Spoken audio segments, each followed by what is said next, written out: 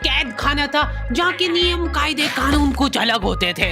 इस जेल के कैदी डेली अपने घर से बस्ता टांग के यहाँ पे आते हैं दिहाड़ी करने। कई माँ बाप उनके बच्चों को खुद इस जेल में फेंक के जाते हैं ताकि उनका बच्चा जिंदगी में एक सक्सेसफुल दिहाड़ बन सके। दरिंदे रोक दे बच्चा।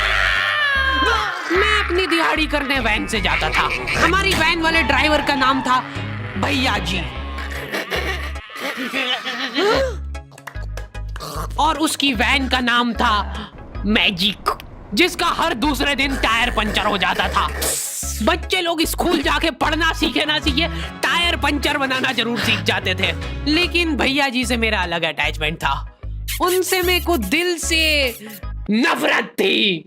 ये आदमी सुबह 5 बजे आके मेरे घर के सामने हॉर्न बजाता था। अरे भैयू, ओए भैयू, जल्दी से तैयार हो जा बेटा, 5 मिनट में निकलना है फटाफट। 9 बजे का स्कूल है यार हमारा।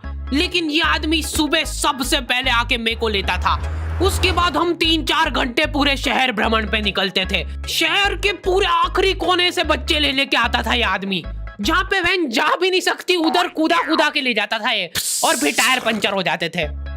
शाम पड़े वापस से हमको घर घर छोड़ के आता था ये। जिंदगी बर्बाद कर दी थी भैया जी ने मेरी। सबसे पहले लेते थे और सबसे आखिर में छोड़ते थे। लेकिन मैं फिर भी उसी वैन में जाता था क्योंकि चमेली भी हमारी वैन में ही आती थी। और बात यह है कि वो मेरे पास ही बैठती थी, मतलब मजबूरन। उसके पास और कोई ऑप्शन ही नहीं बचता था और मैं बचाता भी नहीं था। मैं घर पे जाते से जो 2-3 घंटे मेरे को सोने के लिए मिलते थे उसमें सोता नहीं था और मैं प्लानिंग करता था कि कैसे चमेली सिर्फ मेरे पास बैठे। चमेली सबसे आखिर में आती थी और मैं सबसे पहले सुनसान वैन में चढ़ के बस्ता अपने पास में रख के और फसर के सो जाता था।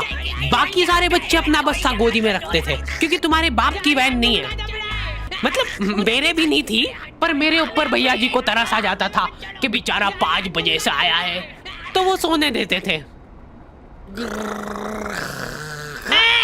अरे कैसे चला रहा है ये गाड़ी? रुक जा, गाड़ी चलाना नहीं आती क्या? देखो, आदमी इतना तभी चिढ़ता है जब उसकी जिंदगी में कोई लड़की ना हो। नहीं है ना? नहीं, मैं समझ सकता हूँ लड़की ना होने का दुख दर्द। मैं भी किसी जमाने में लड़कियों की तलाश में गली मोहल्ले भटकता था।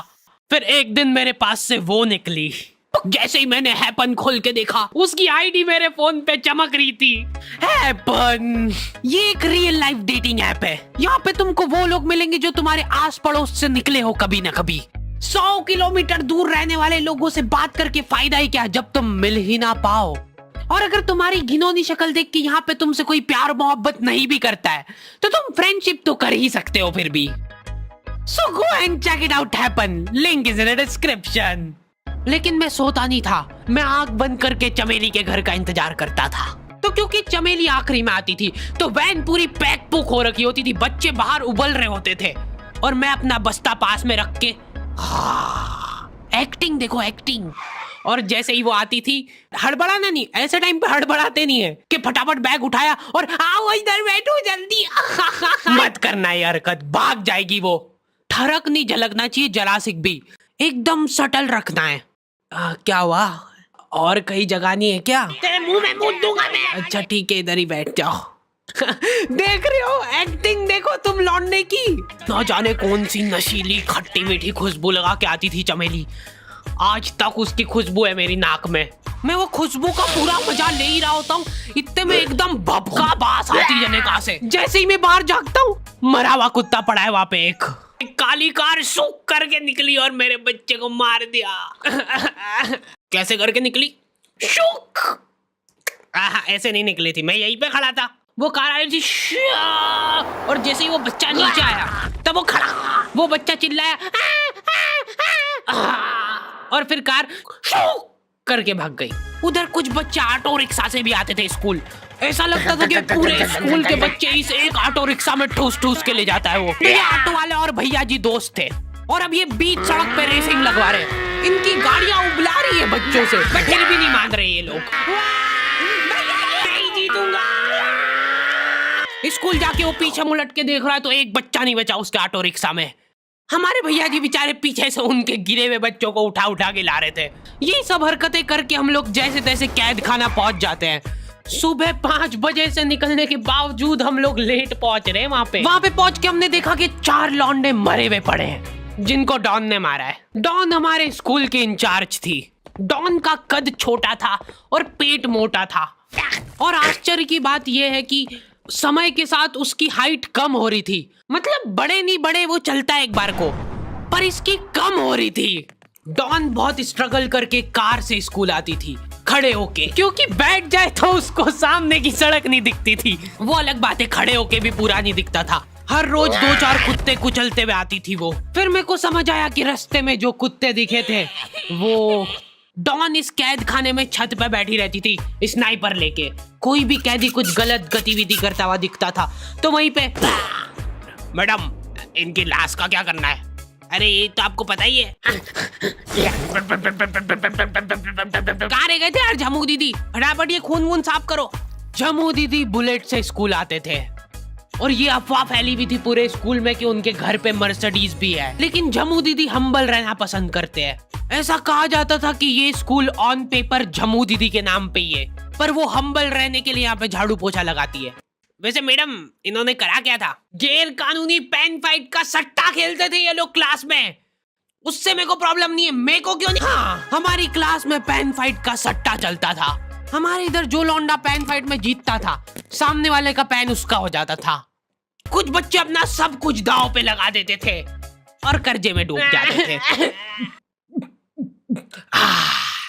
फिर भी वो लोग हार नहीं मानते थे और अपने दोस्त से पेन उधार लेके खेलते थे और वापस हार जाते थे। तो अब क्लास में कुछ बच्चों के पास पोटला भर के पेन पड़ा है और कुछ बच्चों के पास पेन ही नहीं है। पेन इस कैद खाने की करेंसी थी। जिसके पास जितने महंगे पेन वो उतना रईस। यहाँ पे ब्लैक में पेन इधर उधर होते थे। नॉर्मल लोगों के पास होते थे 5 रुपए वाले जीफी जेल, जो कि तुम एक पन्ने पे लिखोगे तो पीछे 10 पन्ने तक छप जाएगा। और उनसे भी गए बीते लोग होते थे जो 3 रुपए वाला यूज एंड थ्रो लेके आते थे और उससे भी उनकी अच्छी राइटिंग आ जाती थी। बहुत चिढ़ मचती थी यार मैं कौन से। और कुछ चुनिंदा रईस लोग होते थे जिनके पास होता था ट्राइमैक्स। हर बच्चे का सपना होता था कि उसके पास एक ट्राइमैक्स हो, साथ में आसपास 2-4 लड़कियां हो। मेरे को प्लीज मेरे को यहाँ पे ऑटोग्राफ दे दो। ये लो ट्राइमैक्स किंग के। ये ट्राइमैक्स क्या बात कर रही है? सही में एकदम रईस लोग ही अफोर्ड कर पाते थे ट्राइमैक्स। वो बाबड़े भी एक-एक अक्षर लिख के रिफिल खोल के देखते थे। खाली हो रही है तो एक बार एक रईस बच्चे का ट्राइमैक्स चोरी हो गया। पूरे स्कूल में हाहू मच गई थी। वो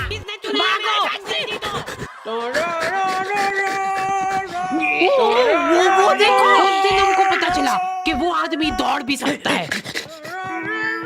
हमारे स्कूल में कुछ भी कांड हो रहा है, ये आदमी सबसे पहले दौड़ के आएगा। पूरा बैग खोल चोर, और बच्चों के बैग चेक करेगा। स्कूल वालों को भी इसकी सैलरी देते वक्त सबसे ज्यादा आँख भरती है। सैलरी किस चीज की? इस आदमी की शक्ल देख के ऐसा लगता था कि ये स्पोर्ट्स की आड़ में वैन वालों के साथ मिलके बच्चों की स्मगलिंग करता है। इस महान आदमी का नाम था भूषण। इसने अपनी जांग पे टैटू करा रखा था। भू अलग जांग पे, सड़ अलग जांग पे। सर कल से खो खो खेलने के लिए कितनी बजे आना है? वो तो बैग चेक करा पहले तू। इन्होंने पूरे कैद खाने के कैदियों को लाइन से खड़ा कर दिया है। पेन हमारी क्लास के बच्चे का गुमा है और पूरे स्कूल में ढूंढ रहे हैं लोग। आखिरी में पता चलता है कि वो बच्चा घर पे भूल के आ गया था उसका पेन। सॉरी बेटा, एक फेड में मुंह देगा।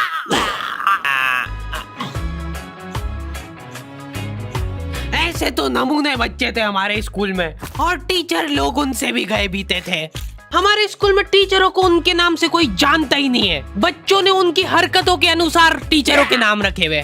हमारे इंग्लिश वाले टीचर का नाम था छोटा भीम। इससे चिड़चिड़ा आदमी मैंने आज तक नहीं देखा। छोटा भीम की हॉबी थी लड़कों को कूटना। उस बेचारे की हाइट छोटी थी तो बच्चे के मुंह तक उसका हाथ ही नहीं पहुंचता था। बेचारा ऊंचक उचक के मारता था, फिर भी कमर तक ही हाथ पहुंच पाता था उसका। एक पॉइंट पे मेरे को ऐसा लगने लग गया था कि उसको सैलरी लड़कों को कूटने की मिल रही है। कभी किसी बच्चे को बहुत ज्यादा मार दिया, घायल हो गया वो बेचारा, ये लो आपका एक्स्ट्रा बोनस। होमवर्क तुम्हारा बाप करेगा क्या? सर मेरे पापा मर गए थे। तू भी मर जा। ये लो। अरे वाह, नहीं चल रही, सांस तो नहीं चल रही है। हाँ कंफर्म कंफर्म मर चुका है ये। ओह ये लो आपका प्रमोशन हो गया है। लड़कियों से उसका अलग अटैचमेंट था। कौन सा परफ्यूम लगा के आई हो? सर थोड़ा थोड़ा दूर रहो। अरे मैं कुछ कर थोड़ी ना। भोली सी सूरत और आंखों में ठरक लेके स्कूल आ जाता था ये daily. So this means that he will jump over it and then he started ये आदमी इंग्लिश को इंग्लिश में ही ट्रांसलेट करके चल जाता था हमारी नंगी आंखों के सामने। इधर वॉशरूम में मौत का नंगा नाच मचा रखा था लॉन्डो ने। 4 लॉन्डे दिन दिन भर वॉशरूम में जाके खड़े हैं, कुछ भी नहीं कर रहे वो लोग वहां जाके। उनको बस मन की शांति मिलती है वहां जाके। अगले दिन उन चारों ने प्लानिंग करी कुछ तो प्रोडक्टिव करते यार वहां जाके। अगले दिन वो सब पानी की बोतल लेके गए। अब वो पानी पी पी के हाथों हाथ मूत रहे हैं। और ये टीचर लोगों को प्रॉब्लम क्या है, बच्चे अगर वॉशरूम जा रहे हैं तो एक गया है तो अभी दूसरा नहीं जा सकता है। क्यों? तुम्हारे घर की लेटरिन थोड़ी ना है वो कि एक टाइम पे एक जना यूज कर सकता है। मान लो वो 2 जने अगर वॉशरूम में मिल गए तो वो क्या कर लेंगे ज्यादा से ज्यादा? भाई यहाँ का बल्ब निकाल लेते हैं ना। हाँ निकाल लो, फीस भरी है अपन ने। लॉन्डो को ऐसा लग रहा है कि इन्होंने फीस भर के पूरा स्कूल खरीद लिया है। 10 लॉन्डे कॉरिडोर में छाती चौड़ी करके चल रहे हैं प्रिंसिपल के सामने। प्रिंसिपल को इग्नोर कर रहे हैं ये लोग। इनको ऐसा लग रहा है कि इन्होंने फीस भर दी है तो प्रिंसिपल इनके पैर पड़ेगी। उनमें से आधों ने फीस भरी भी नहीं है। हमारा स्कूल बिल्कुल सेफ नहीं था। हमारे वॉशरूम में चोरियां हो जाती थी यार। बल्ब चोरी करने के बाद सब लोग अंधेरे में मूत रहे एक दूसरे के जूते पे। उधर उधर कर। उसके बाद पूरे वॉशरूम में कुछ दिख नहीं रहा है चोरी करने का। तो ये लोग हाँ नल उखाड़ के ले गए। नल कौन ले जाता है? कभी वो मछली वाले साबुन चोरी हो जाते थे, कभी ये फिनाइल की सफेद गोली को माउथ फ्रेशनर समझ के खा जाते थे। भाई भाई इसको चबा मत, इसको चूस, ज्यादा देर तक चलेगी ऐसे। ठंडक हो रही भाई, ठंडक।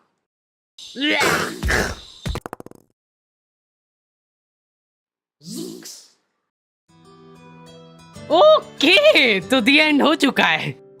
होपफुली तुम लोगों को ये वीडियो पसंद आई होगी। अब कोई भी रोएगा नहीं। डैडी किधर गया? वो मर चुका है। लो भाई तुमको जो चाहिए था ले आया हूँ मैं। अपने दोस्तों को ब्लैकमेल करो उनकी गंदी फोटोज दिखा के कि उनको ये वीडियो मजबूरन देखना पड़े। बाकी अगर तुमको इसका सेकंड पार्ट चाहिए तो 2.5 लाख लाइक्स कर दो फटाफट। और हैपन चेकआउट करना बिल्कुल मत भूलना, लिंक मैंने डिस्क्रिप्शन में डाल दी है। मिलते हैं नेक्स्ट वीडियो में।